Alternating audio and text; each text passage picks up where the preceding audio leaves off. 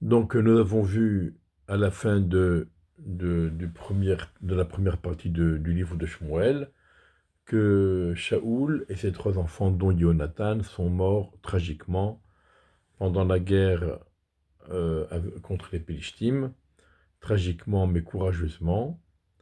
Et, et donc, c'était donc une défaite pour les bénis Israël qui se sont enfuis. Alors, Shmuel Bet, chapitre 1, ce fut après la mort de Shaoul. David s'en revint après avoir frappé Amalek, et David s'installa à Tsiklag 2 jours. Et ça faisait donc 2 jours que David était installé à Tsiklag, après avoir récupéré femmes et enfants et tous leurs biens. Ce fut le troisième jour, et voici qu'une personne, un homme est venu du camp avec Shaoul, du camp de Shaoul. Ses vêtements étaient déchirés, et il avait de la terre sur la tête. Ce fut lorsqu'il vint devant David, il tomba à terre et se prosterna.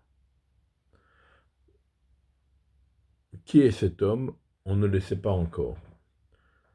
David lui dit, d'où viens-tu? Et il lui dit, du camp d'Israël, je me suis réfugié, je me suis sauvé. Et David lui dit, que s'est-il passé? Raconte-moi. Il dit, comment le peuple s'est enfui de la guerre, et combien de nombreuses personnes du peuple sont tombées et sont mortes, et Shaoul et Jonathan, son fils, sont morts. David demanda au, au jeune homme qui lui racontait, comment sais-tu que Shaoul est mort ainsi que son fils Jonathan? Et le jeune homme qui lui racontait dit, Nikro Nikreti Behar Gilboa. Je me suis retrouvé par hasard dans la montagne de Gilboa, et voici que Shaoul était appuyé sur sa lance, alors que les cavaliers le poursuivaient et l'avaient rejoint. Les cavaliers des Pélishtim, donc, qui le poursuivaient, l'avaient rejoint et étaient près de lui. Il s'est tourné derrière lui, il m'a vu, il m'appela, et je lui ai dit, me voici. Il m'a dit, qui es-tu? Je lui ai dit, je suis un Amaleki. Donc il se présente comme quelqu'un qui vient de Amalek. Il m'a dit, tiens-toi sur moi et tue-moi, car je suis déjà pris de tremblement. Il ne reste plus que mon souffle en moi. Ça veut dire que Shaoul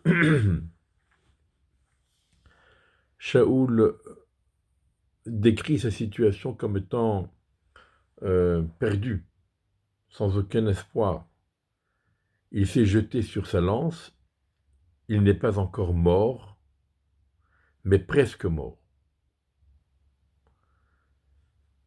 Il est évident qu'il va mourir, mais il ne veut pas mourir entre les mains des Pélishtim, il préfère mourir avant. Et donc il demande à ce jeune homme Amaleki de le tuer.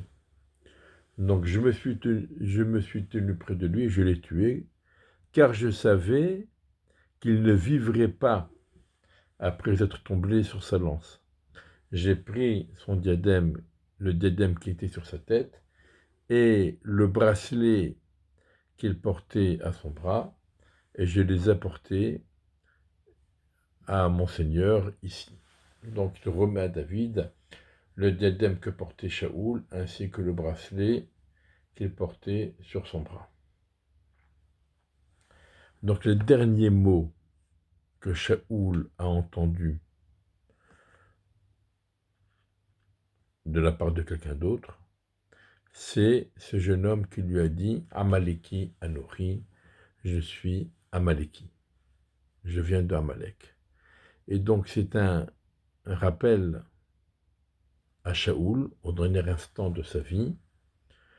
On lui rappelle que tout cette, toute cette, tous ces événements qui se sont déroulés et à la suite desquels il a perdu la royauté, c'est justement parce qu'il n'avait pas exterminé Amalek comme Dieu le lui avait demandé au début donc, du livre de Shmuel. On avait vu donc ce passage tragique à la suite duquel Shaoul a perdu la royauté. Alors,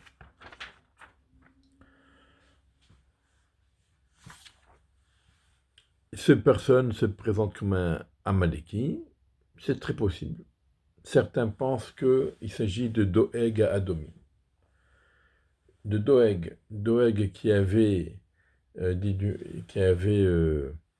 rapporté à Shaoul contre David et qui avait envenimé la situation entre Shaoul et David, et bien maintenant il essaye de retrouver grâce aux yeux de David, et il annonce à David la mort de Shaoul, pensant que ce serait pour David une bonne nouvelle.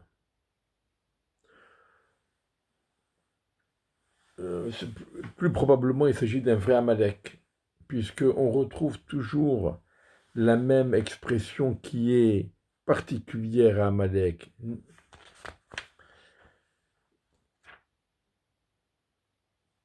Nikro Nikreti Bera Gilboa. Je suis passé par hasard dans la montagne de Gilboa.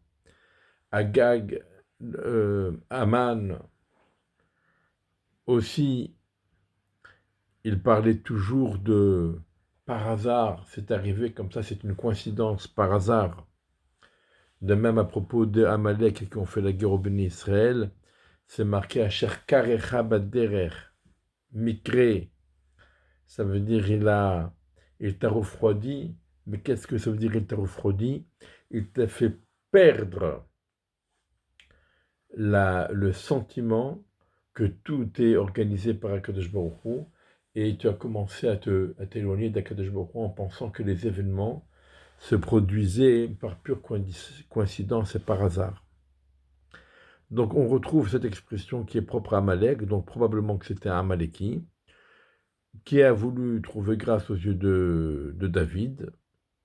Il espérait peut-être un retour, et pensant que, sachant la rivalité qu'il y avait entre David et Shaoul, il pensait que pour David ce serait une bonne nouvelle que d'apprendre la mort de Shaoul, et qu'il le récompenserait pour cette bonne nouvelle.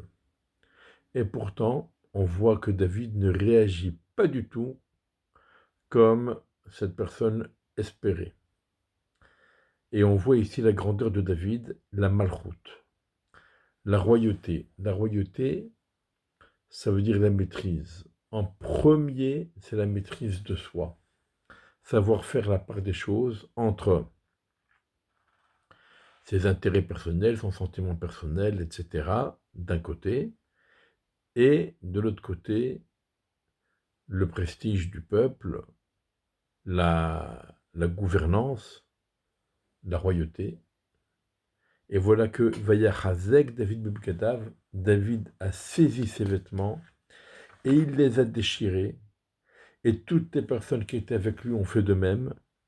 Ils ont fait une oraison funèbre à Shaoul, en l'honneur de Shaoul. Ils ont pleuré, ils ont jeûné jusqu'au soir pour Shaoul et pour son fils Jonathan et pour le peuple de Dieu et pour la famille d'Israël qui est tombée sous l'épée. C'était sincère, c'était pas une manipulation politicienne, ce n'était pas uniquement pour sauver les apparences et le qu'en dira-t-on. C'était sincère, ils ont pleuré, ils ont jeûné pour Shaoul, pour Jonathan, pour le peuple d'Hachem et pour la maison d'Israël. Et la Gemara, elle dit, Shaoul représente le Nassi, le prince. Yehonatan représente le chef du Sanhédrin. Amachem représente le Sanhédrin. Et Beth Israël représente le peuple. Donc la nouvelle a été terrible et ils ont pris l'ampleur, ils ont pris conscience de l'ampleur de la signification, ce que représentait cette défaite. David dit au jeune homme qui lui racontait, « Qui es-tu » Il lui a dit, « Je suis le fils d'un étranger d'Amalek. » C'est-à-dire, mon père est originaire d'Amalek, et il est venu s'installer en Israël, et moi je suis son fils. David lui a dit, comment n'as-tu pas eu peur, comment as-tu osé, comment n'as-tu pas craint de porter ta main et de tuer celui qui a été oint par ordre de Dieu. On se rappelle que David, à plusieurs occasions, aurait pu tuer Shaoul qui le poursuivait.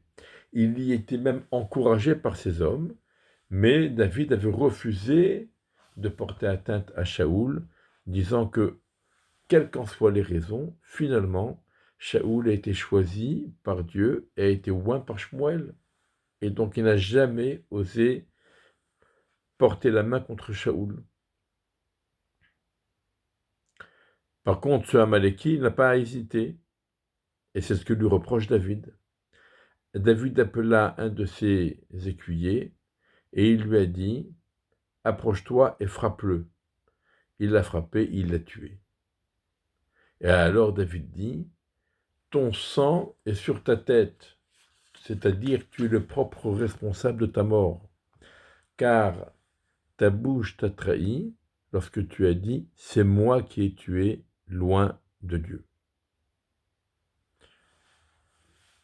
Vaïkonen, David et Akinazot, et donc David, on connaît tous la nature, l'âme poétique de David, et David a donc psalmodié cette plainte sur Shaoul et sur Yonatan, son fils. Kina, ce sont ces plaintes que l'on chante à Tisha B'Av, les kinotes de Tisha B'Av. Donc c'est un chant triste. Et il a dit, il faut apprendre aux enfants de Yehuda à manipuler l'arc, et ceci est écrit dans le livre des droits, des personnes droites. Sefer HaYashar, la Gemara dit, c'est le livre de Bereshit où on rapporte la vie d'Avraham, Yitzhak et Yaakov, qui sont des personnes droites. Et qu'est-ce qu'il était dit? C'est marqué, Yaakov dit, Yadecha beoref oyevecha, ta main sur la nuque de tes ennemis. Quel est ce type de guerre où on dirige sa main contre, au même niveau, on dirige sa main au même niveau que son front, qui se trouve à la même hauteur que la nuque de l'ennemi, c'est Keshet, c'est avec l'arc et les flèches. De même, il est écrit donc dans les...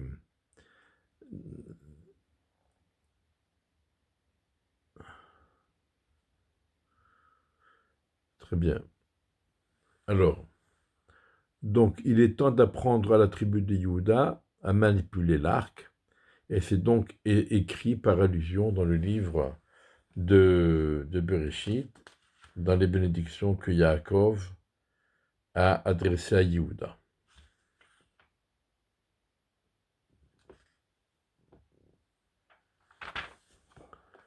Hatzevi Yisrael, Alba Motecha Halal. Hatzevi Yisrael, Yisrael qui est une terre si belle, si agréable, si douce. Alba Motecha Halal, sur tes collines, un cadavre. Comment sont tombés les héros? Ne le dites pas à Gath, ne l'annoncez pas dans les rues d'Ashkelon, de peur que ne se réjouissent les filles de Pilishtim et que ne rigolent les filles des incirconcis. Haré Bagilboa, sur les montagnes de Gilboa, qu'il n'y ait pas ni la rosée ni la pluie sur vous, ni des champs dont on aurait pu prélever la terouma. Ça veut dire la montagne de Gilboa qui a été le théâtre et la scène de la mort tragique de Shaoul et de Jonathan, mérite qu'elle soit privée de rosée, de pluie, et qu'elle ne soit plus couverte par les champs. Car là-bas a été rejeté le bouclier des héros, le bouclier de Shaoul, sans avoir été oint avec de l'huile. Ils utilisaient des boucliers en peau qu'ils imbibaient et enduisaient d'huile pour que les flèches et les coups de lance et les lances, etc., glissent et n'atteignent pas le soldat. Et là, dans cette situation, on a l'impression que le bouclier de Shaoul n'a pas été oint comme il faut et n'a pas protégé Shaoul.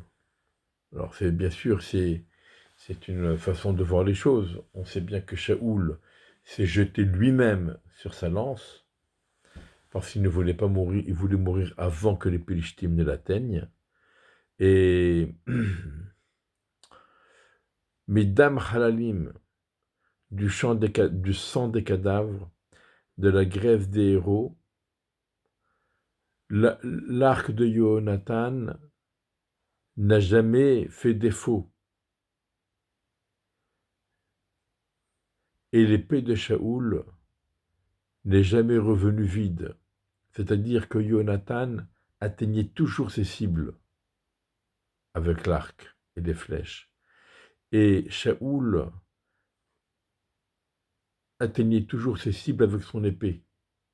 Il était vainqueur dans tous les tournois, dans toutes les guerres. Shaoul était, entre guillemets, spécialiste de la manipulation de l'épée, tandis que Jonathan, alors l'épée c'est le corps à corps, c'est la guerre de proximité, alors que Jonathan était spécialiste avec l'arc à flèche, et donc c'est une bataille à distance. Et Shaoul et Jonathan se complétaient l'un l'autre. Shaoul vit Jonathan, Shaoul et Jonathan. Hane'ehavim vane'imim bechayehem, qui étaient tant aimés de leur vivant, qui étaient tant agréables de leur vivant. Uvemotam lo nifradu. Ils n'ont pas été séparés par la mort. Minesharim kalu marayot gaveru.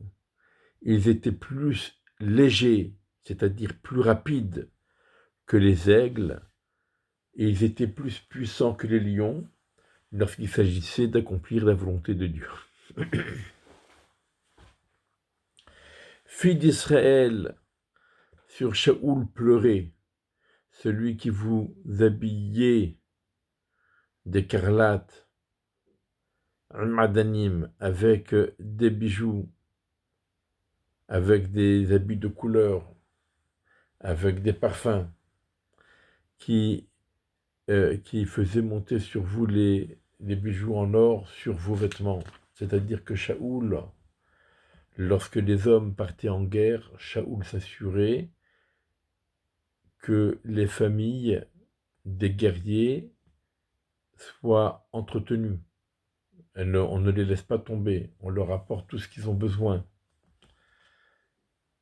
De même, Shaoul faisait attention lorsqu'il y avait une jeune fille qui était pauvre, qui n'avait pas de quoi préparer son mariage. Shaoul s'occupait de la combler, de lui préparer son mariage.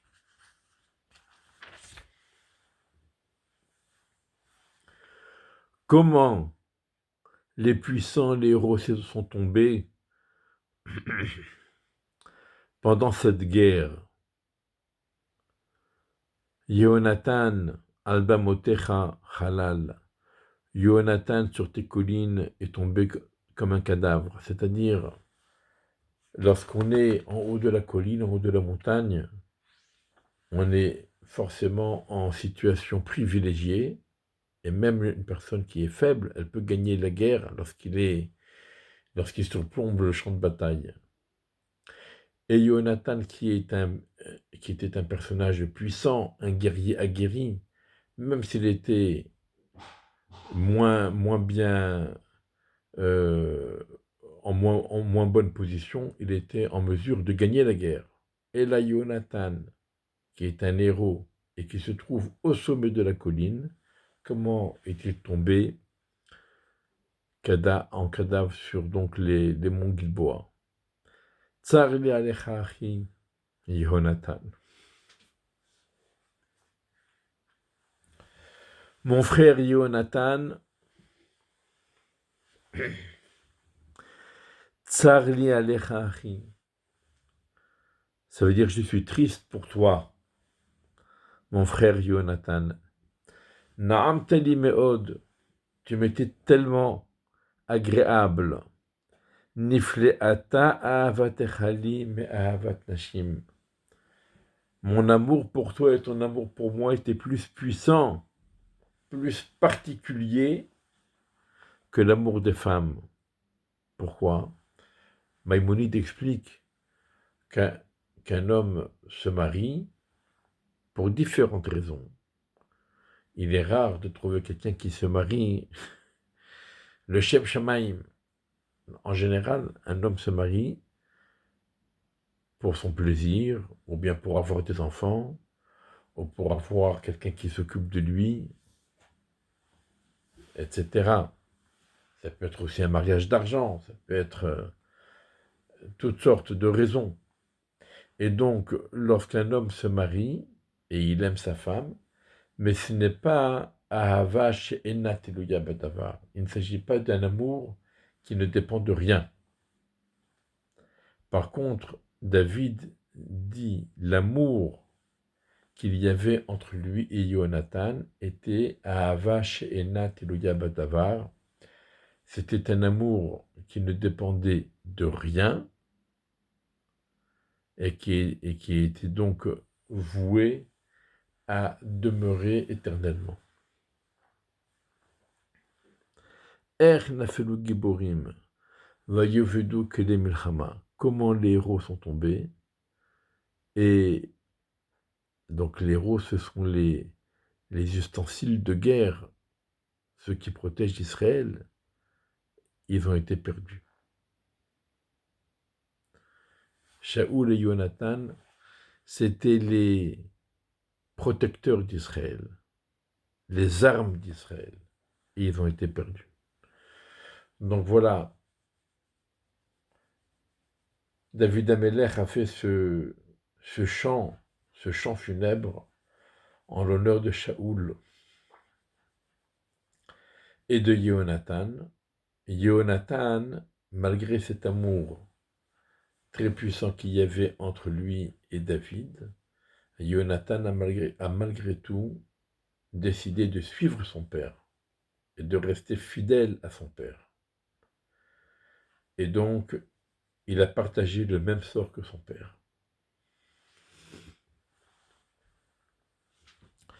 Voilà, David a donc fait ce chant funèbre en l'honneur de Shaoul et de Yonatan, et on verra donc dans le deuxième chapitre qu'il va se ressaisir, et le moment est venu donc de prendre la royauté et de gouverner le peuple d'Israël, et on verra donc les différentes étapes par lesquels David doit passer jusqu'à s'installer de façon définitive sur le trône d'Israël pour l'éternité. Et on attend donc le descendant de David, Meshiach Hashem, qu'il vienne nous libérer et envoyé par Dieu, nous libérer et nous débarrasser de tous nos ennemis, reconstruire le Beth Amikdash et fédérer tout le peuple d'Israël au service de Dieu, Bezrat Hashem, Bekarov, Biyamenu, Amen. Benissan Nigalu ou Benissan Atidim Ligael.